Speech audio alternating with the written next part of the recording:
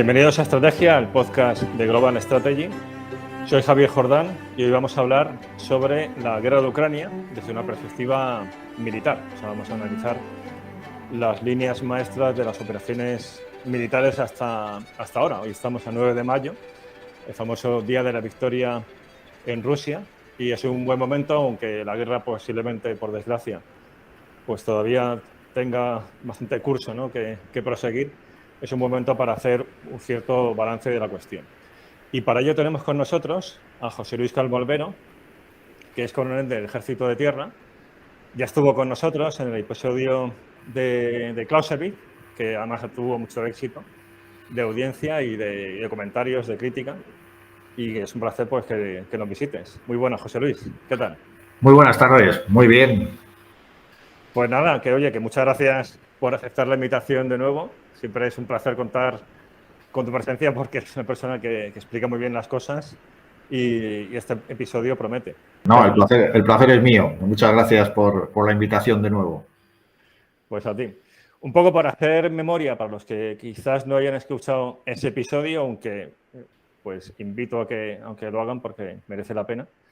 Un poco tu perfil, ¿no? Ahora mismo estás destinado en la SEGEMPOL, que es la Secretaría General de Política de Defensa, además en un puesto pues muy adecuado para lo que vamos a tratar hoy, porque es de análisis de política internacional, de evolución de los conflictos armados, o sea que vienes haciendo un seguimiento de la crisis antes de que estalle el conflicto y luego ya de las operaciones militares, una vez que empezó la guerra. Y además tu background pues también está muy alineado con lo que vamos a tratar, porque has sido profesor de estrategia tanto en la Escuela de Guerra del Ejército de Tierra, en el CSDN, en el US Army War College en Estados Unidos, también daba clases allí de estrategia, y luego tienes la experiencia ya sobre terreno de haber estado en operaciones internacionales en Balcanes, en Afganistán, o sea que combinas tanto el conocimiento teórico como luego, bueno, pues el conocimiento que todo militar tiene de las operaciones militares. Así que, pues un lujo contar contigo en este episodio. Pues muchas gracias. Efectivamente hemos venido siguiendo la crisis pues ya desde noviembre, que fue cuando empezaron a concentrarse fuerzas rusas en la frontera. Ha sido un seguimiento prácticamente diario. Pues, ¿por dónde quieres que empecemos? O sea, la idea sería ver, pues, no sé, algunas de las claves que a día de hoy se pueden identificar, teniendo en cuenta que todo lo que vamos a comentar hoy seguramente es tentativo, porque hay mucha niebla de la guerra. Para extraer lecciones tiene que, pues, asentarse el polvo y ver ya las cosas en su auténtica dimensión. Hay mucha exageración, tanto por un bando como por otro. Hay desinformación ya también pues, voluntaria, y por lo tanto quizás es prematuro el identificar y extraer lecciones que sean relevantes desde el punto de vista militar. No obstante, hay algunas cosas que sí que son evidentes y otras, bueno, pues que son pues eso, más temporales. Entonces, ¿qué aspectos así de entrada te gustaría destacar? Bueno, pues efectivamente es quizás un poco pronto para sacar lecciones ya muy específicas porque, como tú dices, pues hay mucha desinformación. Primero está la niebla de la guerra, que es lógica, ¿no? Luego está la desinformación, los propios métodos que utilizan los beligerantes para que la información que te dan la filtran y luego además en muchos casos la retrasan. Lo que realmente recibes hoy es a lo mejor lo que pasó hace unos días, lógicamente deformado a su favor. Entonces es un poco pronto, pero sí que es verdad que ya hay indicios de cosas que han pasado, y también es verdad que han pasado ya 2 meses y medio y que algunas cosas son muy claras. Y bueno, nosotros aquí, cuando analizamos el conflicto desde el punto de vista militar, solemos decir que hay 2 clases de lecciones que empiezan a verse, ¿no? A verse más o menos claras, o 2 experiencias. Una de ellas, que hay conceptos clásicos que todavía se aplican, es decir, en algunos casos de manera sorprendente, porque muchas veces nos encontramos con conceptos como el de la movilización, las fuerzas territoriales, que parecen un poco del siglo XIX, del siglo XX, ¿no? Pero a la vez hay también conceptos muy nuevos sobre cómo se utilizan las nuevas tecnologías, nuevos procedimientos, cómo es una guerra convencional, porque la verdad es que para nosotros, en cierta manera, era una incógnita. Ha habido muy pocas guerras convencionales en las últimas décadas. Cuando las ha habido, había mucha superioridad por parte de uno de los bandos, el caso de Irak, por ejemplo. Ha habido algún caso de guerras pequeñas, como la de Nagorno-Karabaj, que permitían vislumbrar un poquitín cómo podía ser, pero realmente para nosotros ha sido la primera gran guerra convencional, pues prácticamente de la Guerra del Golfo del año 91. Entonces, pues hablamos de esa diferencia, ¿no? Entre, por un lado, lecciones clásicas que se consolidan, que se reafirman en este conflicto, y por otro lado, lecciones nuevas de cómo puede ser el campo de batalla, cómo es el campo de batalla convencional actual y cómo puede ser el campo de batalla futuro, que es algo al que los ejércitos pues nos trae siempre con mucha preocupación, ¿no? Y siempre se nos acusa de que preparamos la última guerra en lugar de la guerra futura. Entonces, este conflicto sí que nos da muchos indicios de cómo puede ser, ¿no? esa guerra futura. Entonces, antes de pasar a la parte futura, que tiene muchísima enjundia y promete ser muy interesante, comentabas la importancia de la movilización, ¿no? Como una de esas cuestiones clásicas que estaban ahí. Esto puede tener con algo que se ha criticado mucho al diseño de la operación por parte de Rusia, de que es una operación de un frente, que era un frente muy amplio, con una fuerza muy pequeña, ¿no? En relación a ese frente. O sea, eso tendría relación pronto con la de movilización, es decir, es una guerra que se ha hecho siguiendo pues, un poco parámetros clásicos, además muy soviéticos, sí, pero sin que hubiera una alineación entre los medios y el modo como se quería llevar a cabo. Sí, efectivamente. De hecho, cuando en las preliminares de la guerra, cuando los rusos estaban concentrando fuerzas en la frontera, una de las razones por las que pensábamos que no se iba a llegar a producir el ataque militar es porque decíamos, bueno, no tienen suficientes efectivos. Nunca se supo del todo cuántas fuerzas rusas había realmente desplegadas en la frontera con Ucrania y en Bielorrusia, pero todos los cálculos iban entre 150.000, 160.000, más los combatientes del Donbass, máximo de 200.000 combatientes en total. Y claro, es que el frente en el que al final atacaron los rusos era de 2.000 kilómetros prácticamente. Y 11 direcciones de ataque o ejes de progresión diferentes. Entonces era una maniobra tremendamente compleja. Y decíamos, no tiene fuerzas suficientes para esto. Es verdad que la tecnología de alguna manera compensa la falta de fuerzas, pero hasta cierto punto. En la Segunda Guerra Mundial, para una operación de ese calibre, se hubiera utilizado 1 millón de efectivos, fácilmente. Y además hay operaciones muy parecidas del cruce del Dnieper con el ejército soviético, por ejemplo, se utilizan más de 1 millón de efectivos en ese tipo de operaciones, en ese tipo de frente, ¿no? Y con ese esfuerzo. Hoy en día probablemente haría falta menos, pero 200.000 es que son muy pocos, ¿no? Probablemente hubiera hecho falta el doble o algo más. Entonces, ese es uno de los motivos por el que decíamos, no va a atacar porque en realidad no ha concentrado fuerzas suficientes. También es verdad que el ejército ruso, incluso aunque es un ejército muy grande, según los parámetros modernos, bueno, el ejército, las Fuerzas Armadas rusas son 900.000 efectivos, pero el ejército de tierra anda alrededor, contando el cuerpo paracaidista, que digamos que es un poco independiente, unos 300 y poco mil efectivos en total. Es grande para los parámetros actuales, pero no es demasiado grande para lo que es una guerra convencional. Entonces, decíamos, bueno, es imposible una operación de ocupación de Ucrania. Habrá operaciones limitadas, habrá a lo mejor un ataque en el Donbass, un intento sobre Mariupol, pero no una ofensiva generalizada. Y cuando ocurrió, pues nos llevamos una sorpresa. Pero luego, efectivamente, se vio que le faltan fuerzas, ¿no? Le faltan fuerzas. Uno de los problemas que ha tenido es que realmente le falta personal al ejército ruso para llevar a cabo una maniobra tan compleja, ¿no? Y paradójicamente, una de las consecuencias de esto es que Rusia, que siempre ha sido una nación que ha tenido una gran abundancia de recursos humanos, pues actualmente se encuentra un poco con escasez, mientras que Ucrania, que es una nación grande también, 40 y tantos millones de habitantes, pero mucho más pequeña en comparación con Rusia, pues recurriendo a la movilización, realmente está acumulando más efectivos que Rusia en el teatro de operaciones. Es decir, que al final los rusos se van a encontrar en inferioridad numérica a no ser que movilicen. Y eso que están intentando sacar fuerzas pues de todas partes, ¿no? De los aliados, de Siria, de los chechenos, voluntarios del grupo Wagner, en fin, están sacando personal de donde pueden.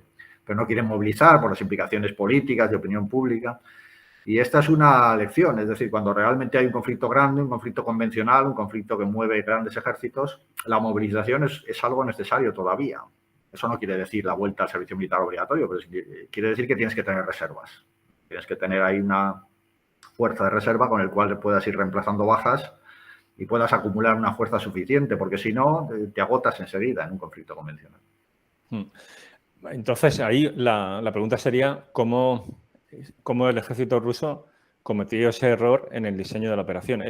O sea, podría ser quizás una explicación la propia concepción de lo que se buscaba, es decir, quizás no tanto invadir Ucrania, sino abrumar militar políticamente al gobierno para que diese su brazo a torcer. Es decir, que quizás ese entrar en tantas direcciones buscábamos un efecto psicológico que ocupar territorio o simplemente fue que sobreestimaron sus propias capacidades los rusos.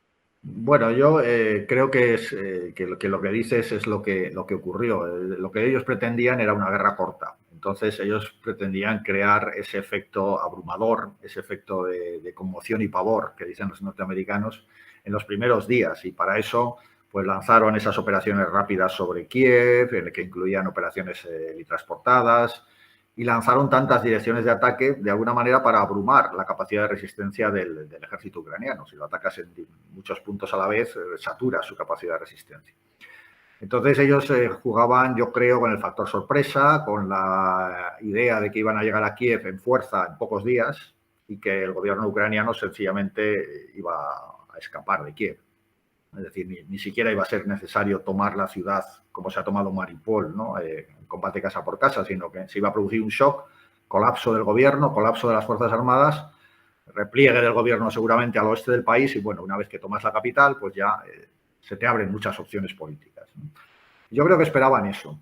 Lo que pasa es que eso no salió bien, por las razones que sean. Esas operaciones iniciales fracasaron, tanto en Kiev como en Kharkov, en las ciudades principales, salvo en el sur, donde sí que hubo un avance más rápido. Eso fracasó y entonces, claro, al fracasar, pues el mando ruso se vio en la tesitura de que tenía que seguir adelante con una operación tan compleja como esa, con esas 11 direcciones de ataque en un frente inmenso y con fuerzas insuficientes. Aún así siguieron adelante, pero claro, era muy difícil conseguir el éxito, ¿no? Si no se producía el colapso de la resistencia ucraniana, pues realmente los rusos se encontraban en una situación bastante comprometida, que es lo que ocurrió, con las líneas de comunicaciones muy largas, con demasiadas direcciones de ataque para pocas fuerzas y además con un sistema de mando y control, que esta también es otra de las lecciones, que realmente se mostró muy deficiente. Es decir, el hecho de que no se nombrase un solo comandante de teatro que dirigiese la operación es muy significativo, ¿no? Es lo primero que se hace cuando se designa un teatro de operaciones, se designa un comandante de teatro que coordina todas las operaciones terrestres, marítimas y aéreas en el teatro. Y eso no existía. Sin embargo, por el lado ucraniano, sorprendentemente, el sistema de mando y control ucraniano resistió la primera embestida y se mantuvo más o menos operativo, fue capaz de organizar una resistencia coherente, coordinada, y se mostró bastante superior al ruso en eso. No sé por qué, no sé si será el asesoramiento norteamericano, una mejor organización del sistema de mando y control, procedimientos más modernos, no lo sé. Pero el caso es que se mostró, en mando y control, Ucrania se mostró superior a Rusia. Pero probablemente porque Rusia se encontró luchando la guerra que no quería. Es decir, querían conseguir una victoria rápida, hacer una guerra relámpago, no pudo ser, y se metieron en unas operaciones convencionales de una magnitud tal que no tenían ni efectivos ni el sistema de mando y control adecuadamente organizado para ello. Entonces, otro tema también así de clásico y relacionado con este es la logística, ¿no? Que también es otro tema que se ha hablado muchísimo de las deficiencias de la parte rusa, de la que sabemos más, ¿no? De los problemas que está teniendo. Entonces, ahí la pregunta que me surge es la siguiente.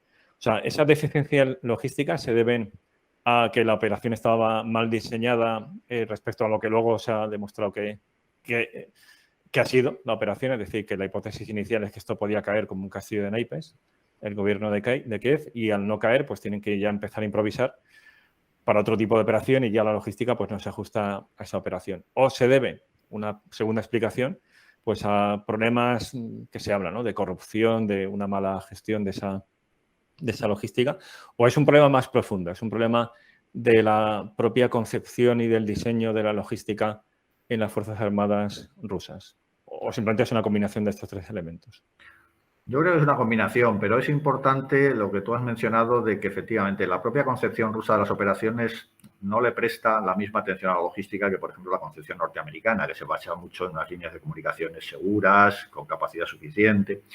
La doctrina rusa siempre se ha basado en operaciones muy rápidas, muy contundentes, que consiguen ese efecto de shock, ese efecto de conmoción por la aplicación de una gran masa de fuego, de una gran masa de fuerzas que avanzan de manera simultánea, pero que consiguen los objetivos en pocos días. Entonces los rusos y los soviéticos antes que ellos siempre han tenido esa idea de cargar mucho los primeros escalones, cargar mucho de armas, cargar mucho de fuerzas, cargar mucho de abastecimientos, de tal manera que tengan mucha potencia, que rompan fácilmente el frente enemigo y que penetren hacia la retaguardia y provoquen el colapso de las fuerzas enemigas en poco tiempo. Entonces, durante ese poco tiempo, esos pocos días, pues las unidades van consumiendo lo que llevan con ellas, lo que llevan en sus trenes de abastecimiento. Pero no se le presta la suficiente importancia a lo que es el mantener el flujo de recursos después de que pasen esos pocos días. En la Segunda Guerra Mundial esto ya ocurría, ¿no? Los alemanes, la táctica que utilizaban habitualmente era ceder terreno, lo que se llamaba la ofensiva elástica, la defensiva elástica, ¿no? Ceder terreno, hacer que los rusos avanzasen en vacío, con lo cual sabían que en 3 o 4 días se producía el colapso logístico y después contraatacar, ¿no? Esto les salió bien algunas veces, lo que pasa es que al final los soviéticos consiguieron de alguna manera compensar estos problemas logísticos que tenían en su doctrina con la inmensa cantidad de material que les llegó de Estados Unidos en términos de camiones y de material logístico, de comida enlatada, de combustibles, etcétera. Pero es una lacra permanente de la doctrina soviética primero y rusa después, ¿no? Entonces yo creo que ese es el problema de raíz, que no han prestado la suficiente atención a la logística para una operación sostenida como otros ejércitos, ¿no? Porque ellos siguen con esa doctrina de impacto rápido, operaciones rápidas, en pocos días conseguir los objetivos.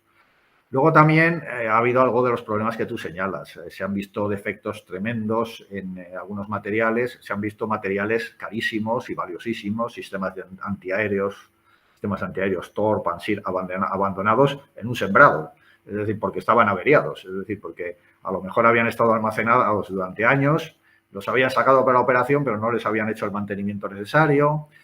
Luego, además, efectivamente, quizás haya habido algo de corrupción. Hay defectos en los sistemas rusos que no se han corregido durante décadas. Ha salido en muchos artículos de prensa el problema de las explosiones internas de los carros de combate, que es algo que ocurre desde los años 70. Desde que se diseñó el T-64 y el T-72, el problema de que los tripulantes de carros van rodeados de municiones y eso puede estallar cuando hay una penetración del blindaje, está ahí y no han sido capaces. Entonces, sí, por un problema industrial, por un problema de costes.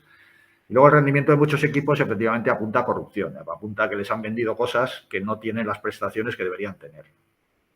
Entonces ha sido una combinación un poco de todo, yo creo. Y luego efectivamente que era una maniobra demasiado compleja. Es decir, para alimentar 11 ejes de penetración, pues incluso una logística muy potente como la norteamericana tendría problemas. Recordemos en Irak, donde los norteamericanos penetraron en un par de ejes y tuvieron que pararse a los 7 u 8 días de operaciones porque realmente no les llegaba la logística. Y la logística americana es mucho más potente. Entonces, imaginémonos una operación como esta, con 11 ejes de penetración en un frente amplísimo, pues sencillamente la logística no ha dado de sí.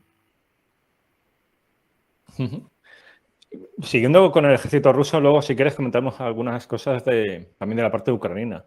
Pero otra cosa que se ha destacado mucho sobre el desempeño de las Fuerzas Armadas rusas son deficiencias en el adiestramiento, en la cohesión de las unidades, en el liderazgo. O sea, a raíz de lo siguiente, o sea, por ejemplo, el hecho de abandonar a sus propios muertos en lugares donde no estaban realmente en peligro, es decir, que podían haber recuperado los cuerpos y dejarlos ahí, deja en muy mal lugar a las Fuerzas Armadas rusas. O sea, es un hecho muy puntual, pero creo que dice muchísimo. Y luego un tema que se ha criticado habitualmente cuando se habla de ejército ruso es la cuestión de los cuadros intermedios, ¿no? La ausencia de un cuerpo profesional de suboficiales. ¿Esto se ha visto confirmado en la campaña? O sea, tú, en el análisis ya más militar, ¿consideras que es una crítica justificada? Sí, yo creo que sí. Además, efectivamente, son problemas tradicionales del ejército ruso, ¿no? Es verdad, hay señales de que en algún momento, sobre todo en algunos sectores, como por ejemplo al oeste de Kiev, en la zona de Bucha, de Irpin, de Borodianka, toda esa zona, la moral se hundió. Y eso, claro, la moral cuando se hunde siempre hay un elemento de falta de liderazgo. Es decir, es que los mandos, los oficiales, los suboficiales no han sido capaces de mantener el orden, de mantener la organización de una unidad militar, ¿no?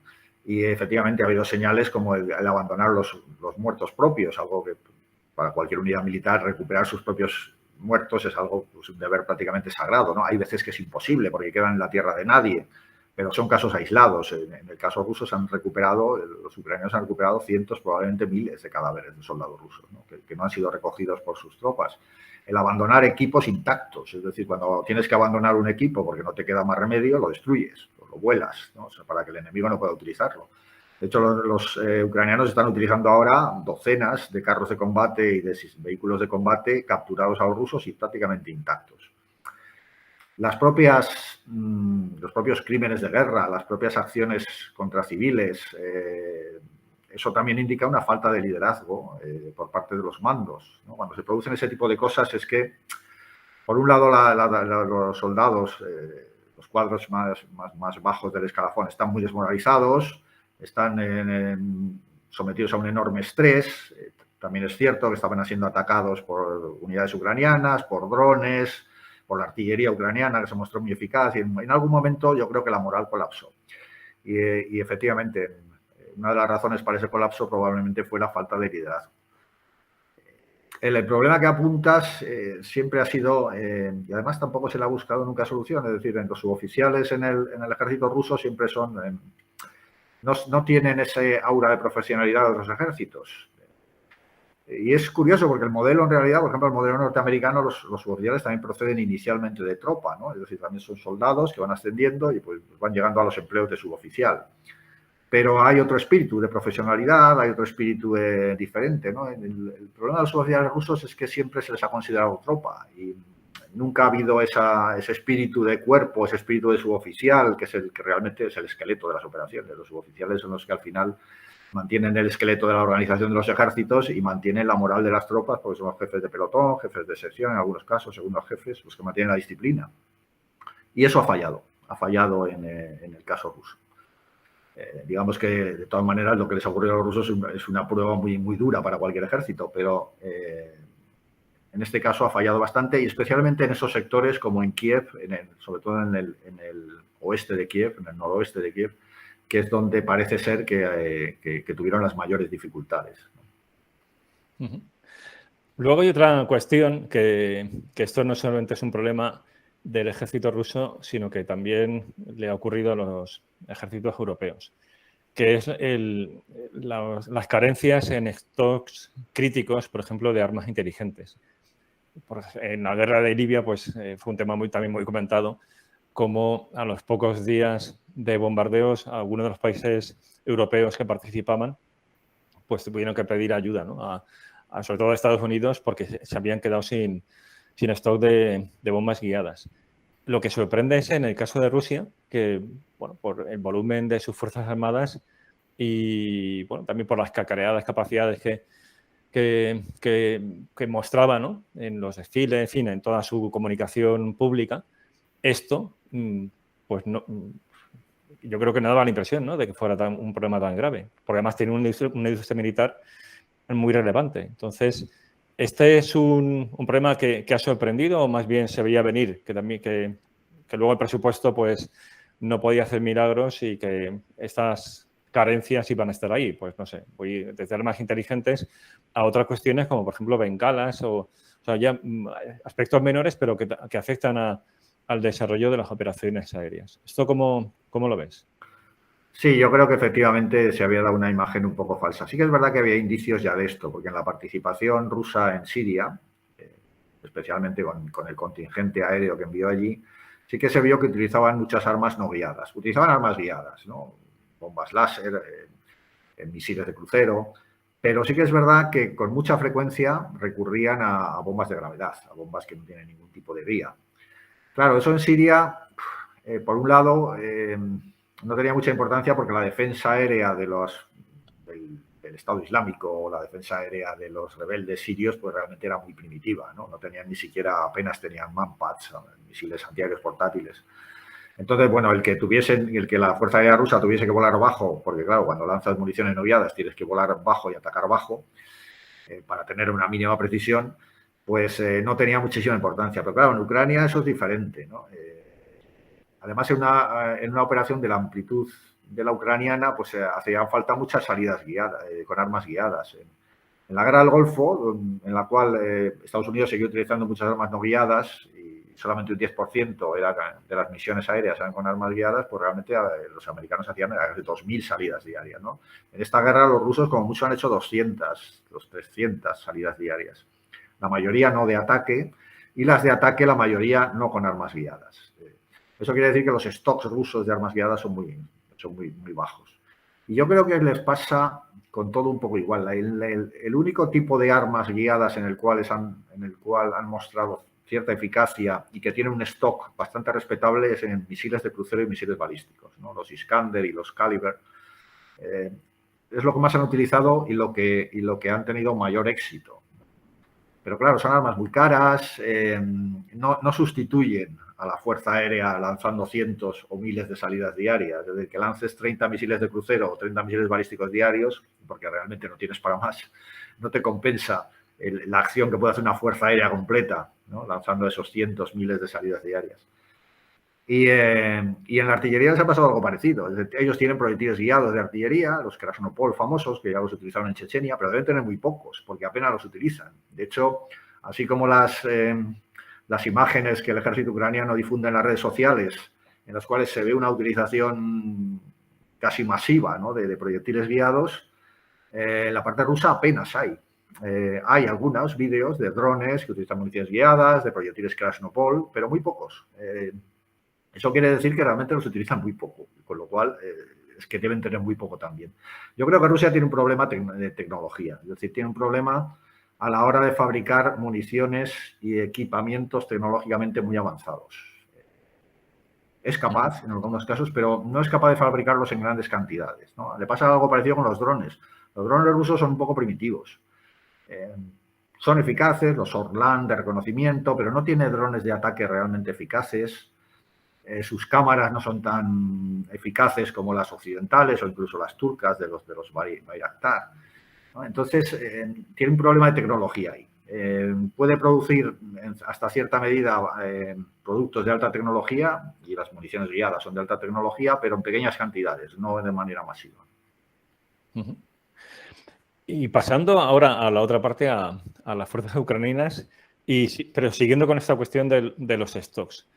Claro, aquí una primera lección que podríamos extraer es la importancia de tener unos stocks profundos, porque los ucranianos, aparte de estar ahí peleando como leones, lo están haciendo porque tienen una ayuda pues detrás, o sea, de municiones que pocos países, salvo Estados Unidos, pues yo creo que dispone de ella, ¿no? O sea, de ese número de misiles contra carro, de drones suicidas, de drones de observación, o sea, en cuanto a municiones, tiene unas cantidades que yo creo que ahora mismo sobrepasan a la de los países europeos. Por lo tanto, esta sería, ¿crees tú, una lección clave que deberíamos sacar? Es decir, abaratar al máximo los sistemas de armas, priorizar quizás más la cantidad que la calidad, porque luego la guerra, una guerra de alta intensidad, va a ser muy demandante y en pocos días unos sistemas muy sofisticados pues se van a agotar.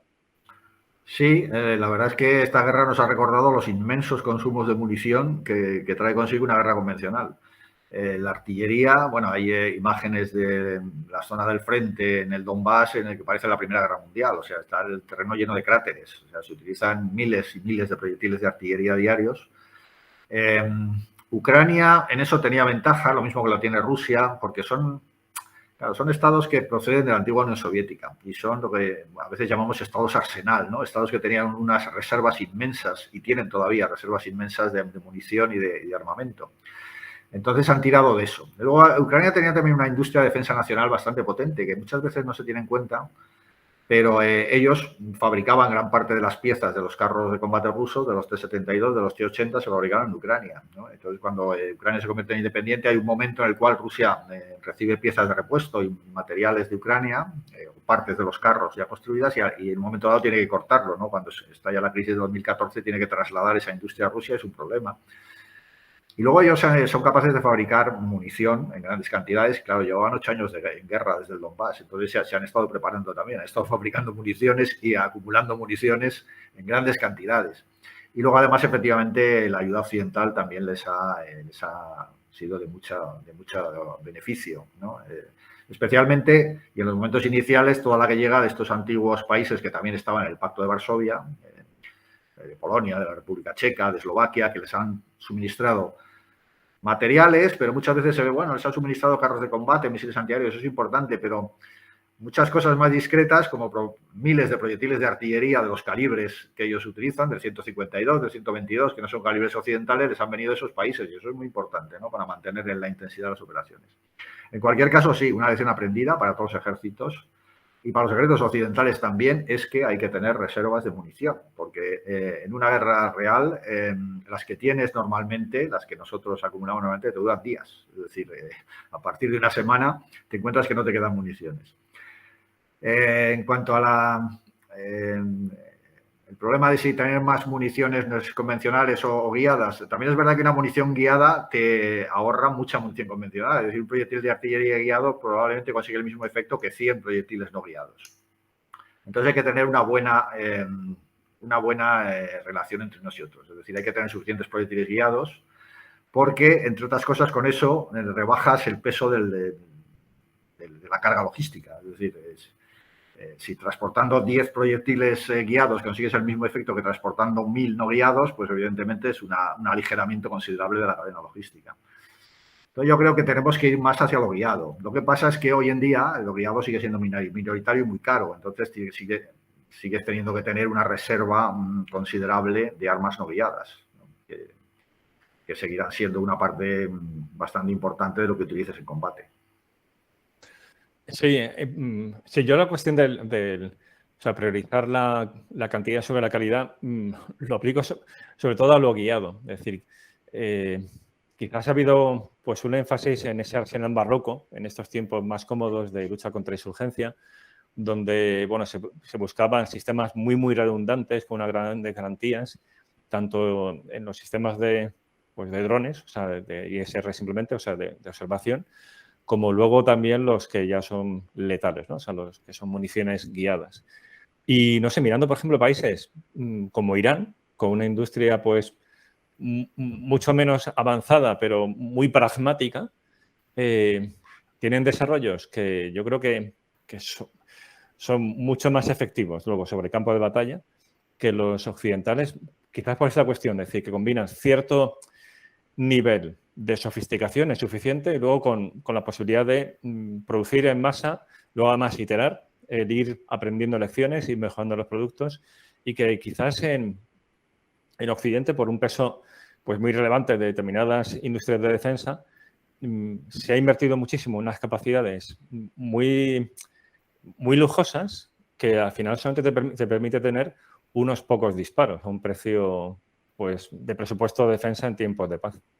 O sea, que quizás ahí, o sea, lo digo más por una cuestión, no tanto de lo guiado o no guiado, como de un cambio de mentalidad, ¿no? En cuanto a lo que lo guiado tiene que ser mucho más económico si realmente eso se tiene que emplear en masa.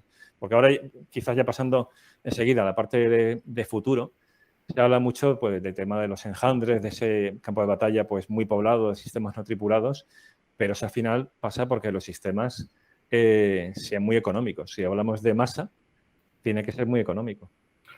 Sí, es verdad. Y es cierto que el campo de batalla futuro va a ser un campo de batalla de sistemas bastante baratos, sostenibles, que diríamos hoy en día, ¿no?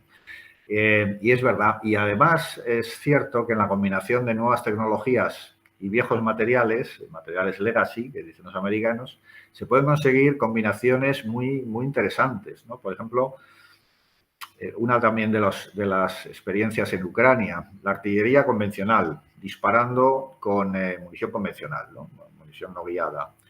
Pero, sin embargo, con un sistema de dirección de fuego guiado por GPS, ¿no?, y guiado también por drones con cámaras diurnas y nocturnas que son capaces de sacar las coordenadas del objetivo inmediatamente, pues tiene una precisión tremenda. Es decir, que el dron en un momento dado sea capaz de pasar unas coordenadas precisas, absolutamente precisas de un objetivo a una pieza de artillería que tiene unas coordenadas absolutamente precisas de dónde está emplazada, y tiene además una información por sensores de velocidad del viento, humedad, presión, todo esto que se necesita para corregir el tiro de artillería, consigue una precisión tremenda, mucho mayor que la que se conseguía con el tiro clásico, que había que hacer levantamientos topográficos, calcular un poco a ojo de la situación del blanco enemigo, utilizar un observador avanzado que tenía que desplazarse con una radio. Hoy en día todo eso es mucho más sencillo y además con materiales muy baratos.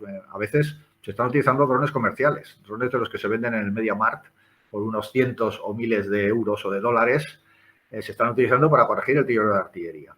Y se consiguen unos, sin que el proyectil sea guiado, se consiguen unas precisiones extraordinarias, impresionantes. Yo recuerdo, por ejemplo, cuando en España, ya poniendo el ejemplo de un arma de tiro directo, no de tiro indirecto, cuando en España se adquieren los MRAP, los RG-31, los vehículos antiemboscada, anti-IEDs, venían con una torre estabilizada, con un sistema de visión diurna y nocturna tremendamente avanzado y que se manejaba con un joystick. El arma que llevaban era una ametralladora de 1270, un arma de hace 100 años, es decir, se diseñó a finales de la Primera Guerra Mundial. Sin embargo, esa ametralladora de 1270, una cámara térmica, con un visor de no sé cuántos aumentos, con una torre estabilizada, era un arma completamente diferente. Era un arma que a 2 kilómetros de distancia te podía batir un objetivo puntual con pocos disparos. Entonces, esa combinación entre lo viejo y lo nuevo, entre lo legacy y la tecnología punta, te puede dar productos muy interesantes y relativamente baratos. Yo creo que los ucranianos están utilizando mucho de esto. Están utilizando mucho dron comercial combinado con artillería soviética, con un sistema de mando y control a veces digital, pero que se basa pues eso, en drones relativamente baratos, en piezas convencionales, de las cuales tienen muchas. Entonces, quizás ahí está el secreto, ¿no? Y efectivamente, los nuevos desarrollos tecnológicos, en eso estamos trabajando mucho en las Fuerzas Armadas, ¿no? Quizá ya no se basen en grandes plataformas tripuladas, muy caras, muy complejas, sino que cada vez más se basen en esos enjambres o grupos de plataformas mucho más baratas, mucho más sencillas, mucho más desechables. No pasa nada con que se pierdan una, dos o tres porque no van tripuladas, son relativamente baratas y se tienen muchas, muy avanzadas, muy bien interconectadas y probablemente eso será el futuro, ¿no? Pero mientras llega el futuro, pues efectivamente se puede aprovechar mucho lo que tenemos aplicándole determinadas capacidades nuevas, ¿no? Determinadas capacidades de alta tecnología. Muy interesante. Ahí el gran reto es que la industria se adapte a ese cambio también de paradigma, es decir, de abaratar ese tipo de productos. Sí, porque muchas veces efectivamente la industria se encuentra con que no, yo le proporciono una plataforma, bueno, maravillosa, al último del mercado, pero ¿cuánto vale? Pues 60 millones de dólares, ¿no? Y yo, hombre, por ese dinero me puedo comprar muchas más plataformas mucho más baratas, pero claro, la industria ahí pues duda un poco, ¿no?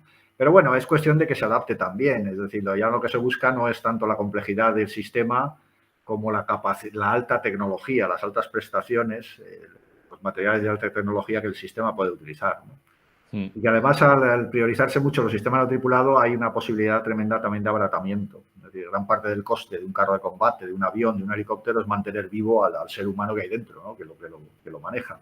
Si quitas de la ecuación el ser humano y lo conviertes en un dron, en un vehículo no tripulado, el coste se puede abaratar sensiblemente.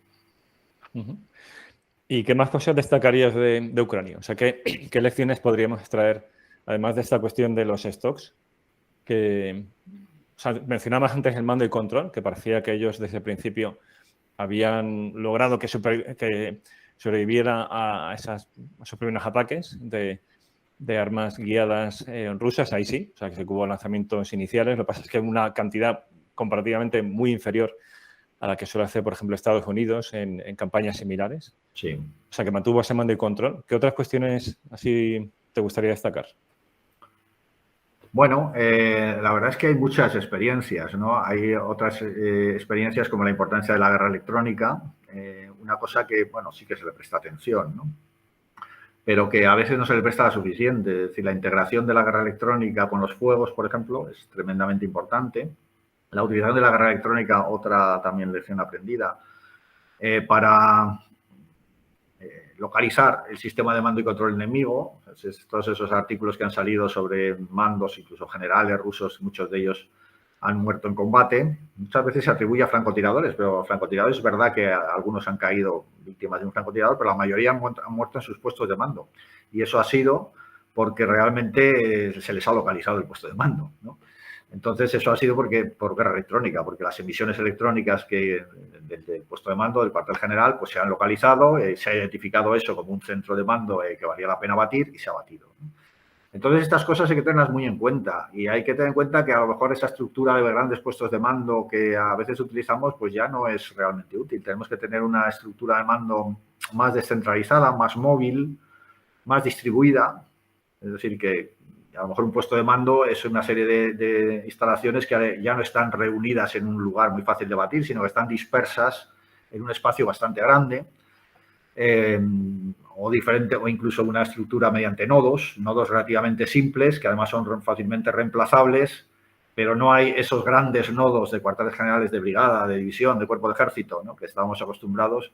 Pues quizá tenemos que repensarlo, ¿no?, porque se están convirtiendo muy vulnerables, o tenemos que tener una burbuja electrónica que nos permita disimular las emisiones de esos centros, ¿no? Toda la guerra de mando y control realmente hoy en día es apasionante y se están extrayendo muchísimas lecciones aprendidas. Y en la guerra de Ucrania, nuevamente, y pese a que siempre se ha tenido a Rusia por una potencia en cuanto a guerra electrónica, y muchos de sus sistemas de guerra electrónica aparentemente eran muy avanzados, pues de nuevo ha fallado. Hay cosas que también son difíciles de explicar, ¿no? Porque lo has mencionado antes, ¿no? Es verdad que el presupuesto ruso de defensa era grande, pero teniendo en cuenta el coste del mantenimiento de las fuerzas nucleares, que es enorme, sobre todo de una fuerza nuclear tan inmensa como la rusa, tampoco daba para mucho, es decir, tampoco daba para milagros. Y muchas veces se sospechaba que había mucho de fachada en esa modernización, es decir, que sí, que había materiales aparentemente muy, muy complejos, pero que seguramente no serían muchos y que a lo mejor no eran tan complejos y eficaces como realmente lo imaginábamos, ¿no? Pero sí, ha sido una sorpresa que los rusos en guerra electrónica precisamente se comporten de una manera tan poco eficiente, ¿no? Esa ha sido una lección. Otra que también tiene algo que ver, ¿no?, es los ciberataques, la ciberguerra, ¿no? Todo el mundo se esperaba que Ucrania quedase paralizada en los primeros días de la ofensiva rusa y, sin embargo, no se ha producido. Sí que ha habido ciberataques, ¿no? Ha habido ciberataques sobre muchos servidores ucranianos. Se habla de un gran ciberataque sobre el sistema de defensa aérea ucraniano en los primeros días de la guerra, aunque la verdad es que no tengo mucha información más allá de rumores sobre que se produjo. Pero no se ha producido esa gran oleada, ¿no?, esa ciberapocalipsis, ¿no?, que tumbe todas las páginas del gobierno ucraniano, que le impida comunicarse con el exterior, que haga imposible conectarse a Internet, incluso que anule las señales GPS, que son esenciales, por ejemplo, para las municiones guiadas.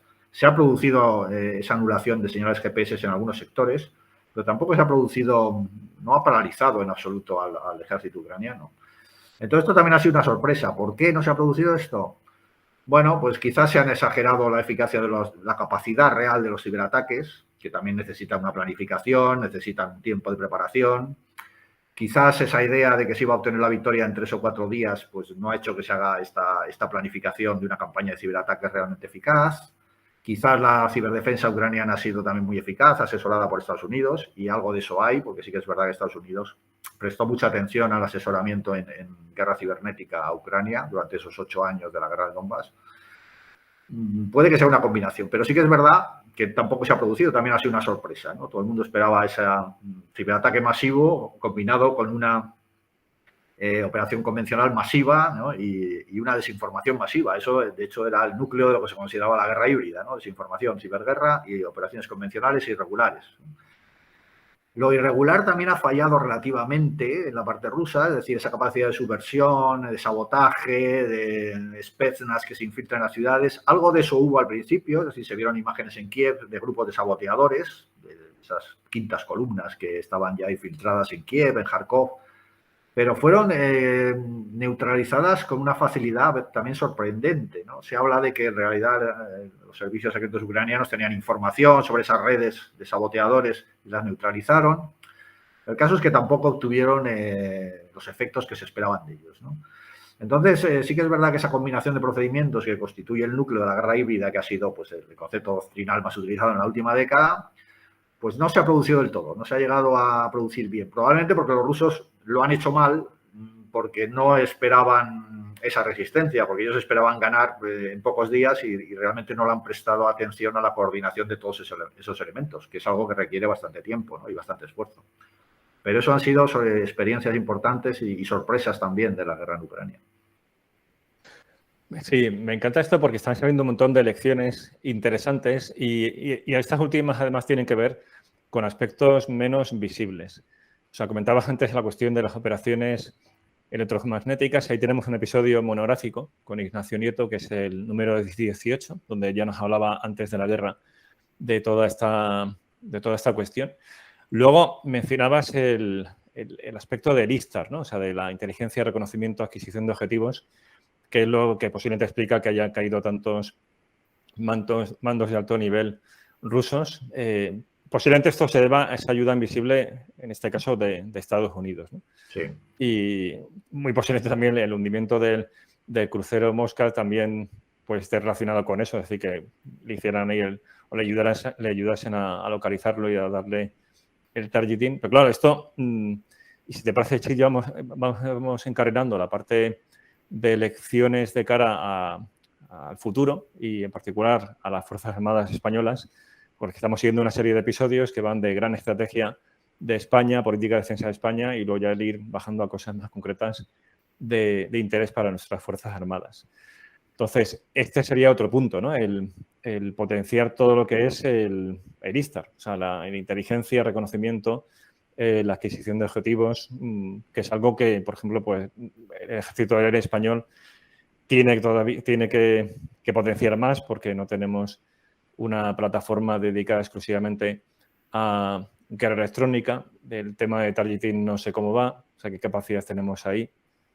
O sea, y esto quizás es menos aparentón, o sea, no es tan visible en los desfiles, pero es fundamental. O sea, se está viendo que en el desarrollo de una campaña militar, el tener superioridad de la información, de saber dónde están las fuerzas enemigas y el poder hacer targeting sobre ellas, o sea, fijarlas y destruirlas, es esencial, ¿no? Sí, yo creo que en ese aspecto, en el aspecto conceptual, eso lo tenemos asumido en las Fuerzas Armadas Españolas, ¿no? Y proyectos como lo que es el Ejército 2035, etcétera, sí que habla pues de sistemas interconectados, ¿no? Es decir, la guerra futura será una guerra en la cual los sistemas militares están interconectados, están integrados y actúan en red, ¿no? O sea, eso de alguna manera está aceptado, ¿no? Está consolidado. Otra cosa es que eso se convierta en realidad, ¿no? Claro, porque eso requiere también un rediseño importante de lo que es la organización, de lo que son los procedimientos y sobre todo unas adquisiciones que ya digo que los materiales del futuro probablemente no vayan a ser excesivamente caros. La tendencia es a que sean muchos de precio relativamente sostenible, ¿no? Pero sí que es verdad que ese cambio de doctrina, de procedimientos, de materiales, requiere inversiones, ¿no? Y en inversiones pues nunca hemos estado demasiado fuertes, ¿no? Sí que es verdad que quizá tenemos que evitar un poco la tentación de reemplazar plataformas vistosas por plataformas vistosas, ¿no? Es decir, que ahora ya, como tú dices, las plataformas ya no hace falta quizás que sean tan vistosas y lo que sí que hace falta que sea eficaz y bien diseñado y que se invierta en ello es el sistema nervioso, ¿no? Porque en un sistema interconectado al final es el sistema nervioso, el sistema que conduce las órdenes y la información, lo que importa. Entonces, tanto el sistema de mando y control como el sistema de inteligencia, como el sistema de localización y adquisición de objetivos, como todo el proceso de targeting, pues son esenciales, ¿no? Y efectivamente esto requiere sistemas quizás no tan vistosos, ¿no? De comunicaciones, sistemas digitales, sistemas de guerra electrónica, y en eso evidentemente hay que invertir. Es decir, y eso sí que es una experiencia, es decir, el ejército ucraniano sobrevivió porque fue capaz de mantener la coherencia en su acción, y eso fue gracias a un sistema de mando y control bastante eficaz y a un sistema de inteligencia y de adquisición bastante bueno, que también es verdad que en gran parte fue proporcionado por los propios Estados Unidos. Es decir, y además ellos lo reconocieron, proporcionaron a Ucrania inteligencia de fuentes comerciales, que esa es también otra lección. A veces, hoy todo el mundo tiene satélites, es decir, hay compañías comerciales que te sacan imágenes de satélites magníficas, y en parte luego le dio ya información de materiales, de sistemas, de satélites o de sistemas de reconocimiento norteamericanos, ¿no? Entonces esa es una lección muy importante. Es decir, el núcleo del sistema ese sistema de mando y control, sistema de inteligencia, sistema de localización y adquisición de objetivos, sistema de targeting, todo eso es esencial, ¿no? Y que todo eso esté interconectado, no colapse y siga funcionando, es esencial. Luego que al final del sistema de targeting tengas un arma más o menos evolucionada, es importante, pero casi es secundario. Es decir, si el sistema de targeting te funciona bien, si el sistema de localización, adquisición y gestión de objetivos te funciona bien, aunque tengas un arma relativamente primitiva, conseguirás efectos apreciables, ¿no? Entonces yo creo que hay que trabajar el corazón del sistema actualmente. Y ahí es donde tenemos que volcar la atención y recursos. Y luego otra cuestión que, también pensando en el futuro, una otra cuestión pues que llama mucho la atención en el conflicto de Ucrania es la cuestión de los drones, tanto los de ISR como luego ya los que son dron, munición guiada, merodeadora, es decir, que es mucho más versátil, ¿no? Que, por ejemplo, con misil contra carro, siendo este potentísimo y también muy, muy eficaz, ¿no?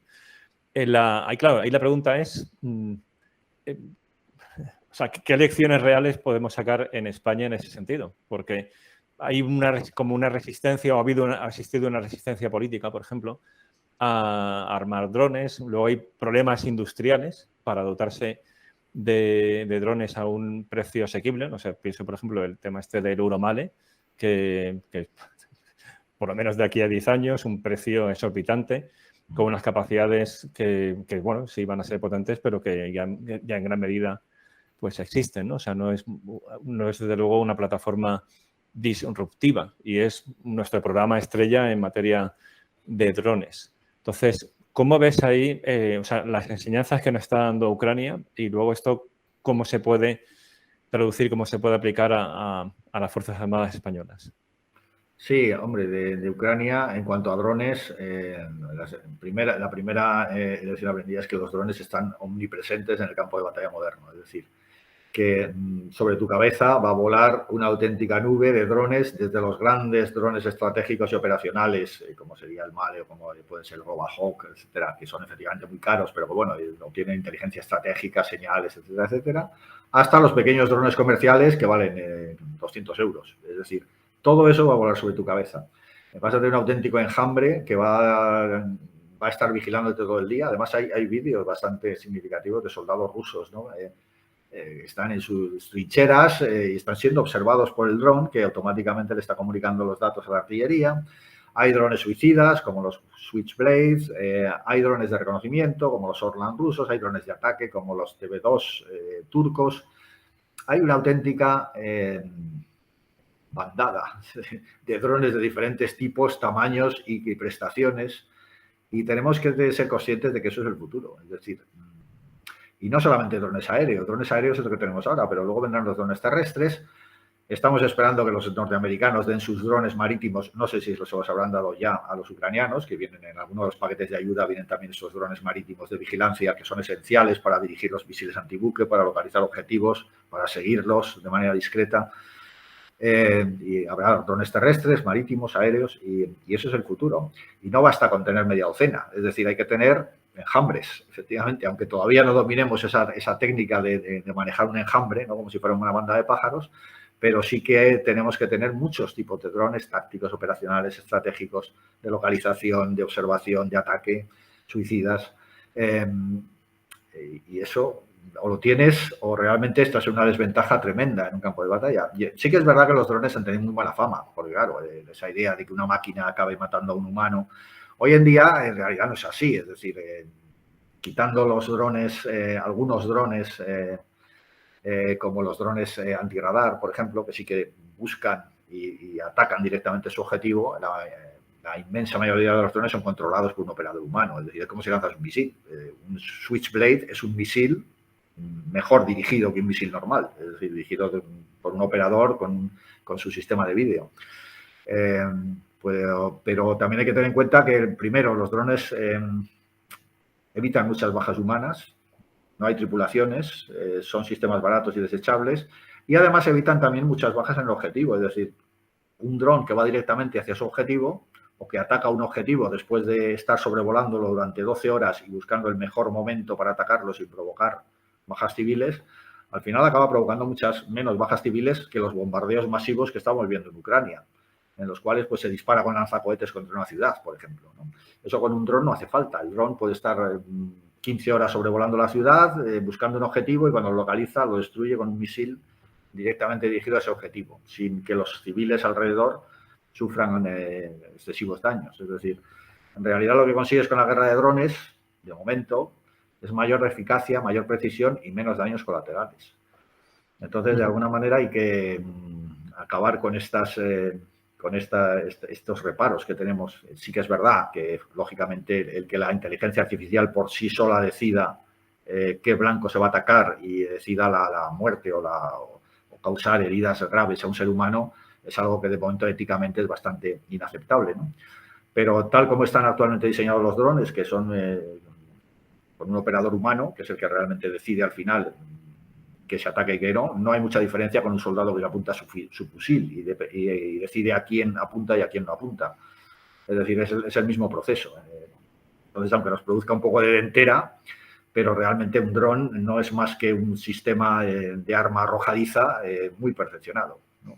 No es más que una lanza realmente tecnológicamente muy avanzada. O sea que no hay una diferencia ética mientras hay un humano detrás.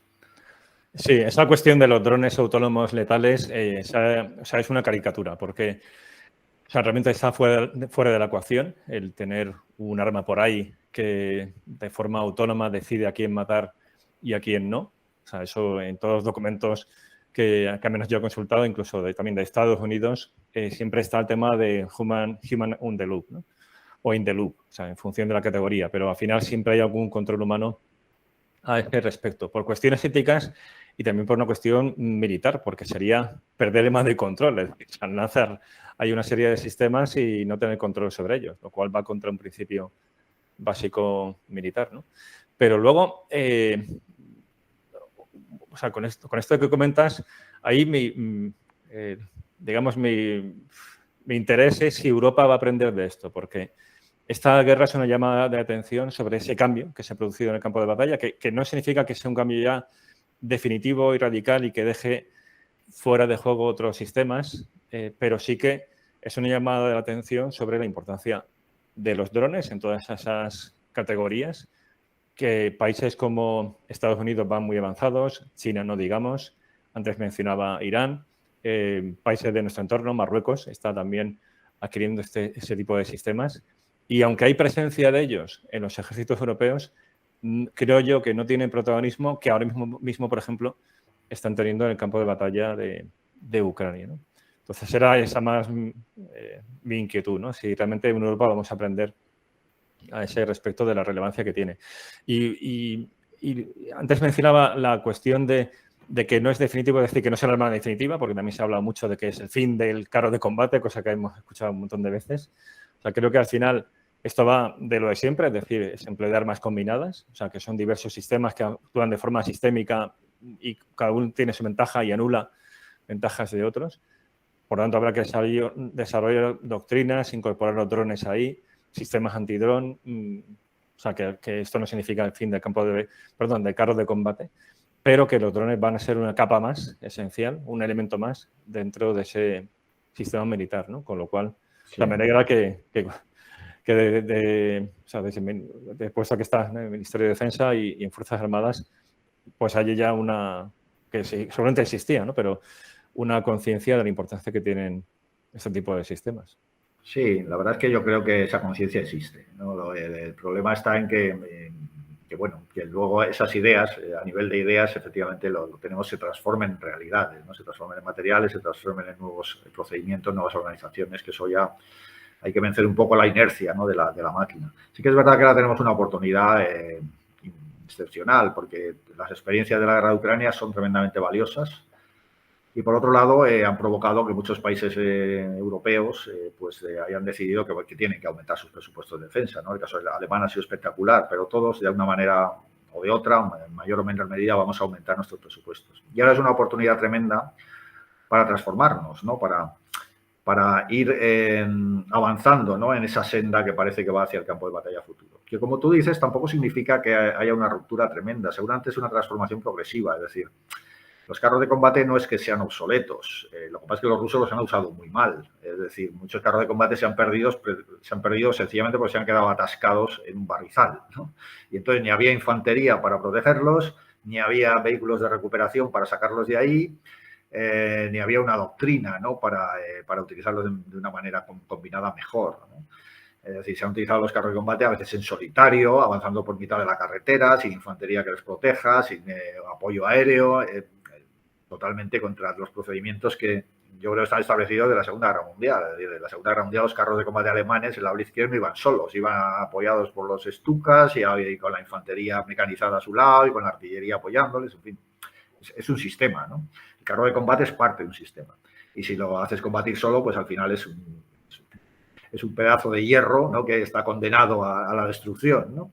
Pero si lo metes dentro de un sistema, sigue siendo una pieza valiosa. Lo que pasa es que progresivamente los carros de combate seguramente se tendrán que ir transformando y será cada vez más recomendable que un carro de combate pueda lanzar su propio dron, en un momento dado le apoye, quizás que integre armas de tiro indirecto, guiadas por el dron, es decir, que ya no es su cañón, quizás no es el arma principal, sino que a lo mejor el arma principal es un lanzador de cohetes guiados por láser que dispara sobre un objetivo que le ha señalado un dron y el propio dron con el sistema láser lo guía.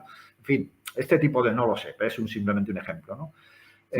O quizás sea el carro de combate sea una nodriza tripulada que maneja media docena de drones, terrestres y aéreos, no lo sé, pero tendrá que evolucionar. Es decir, el carro de combate seguramente dentro de 20 años tendrá que ser algo diferente a lo que ha sido hasta ahora, ¿no? Entonces hay que ser consciente de esto. Y ya digo que ahora tenemos una oportunidad, ahora va a haber muchas inversiones, hay muchas lecciones aprendidas, hay una voluntad y hay un reconocimiento por parte de muchas naciones europeas de que no se ha gastado lo suficiente en defensa y ahora es una oportunidad para ponernos al día. Y vamos a hacerlo no reincidiendo, ¿no?, en errores anteriores o en materiales anteriores, en materiales legacy, sino combinando eso nuevo con lo viejo y abriendo caminos nuevos hacia las últimas tecnologías y la aplicación de las últimas tecnologías. Ahí es esencial que la política de defensa guíe la política industrial y no viceversa, ¿no? Para que sea la que, claro, sí, la que marque los criterios y establezca, pues, qué es lo que se quiere, ¿no?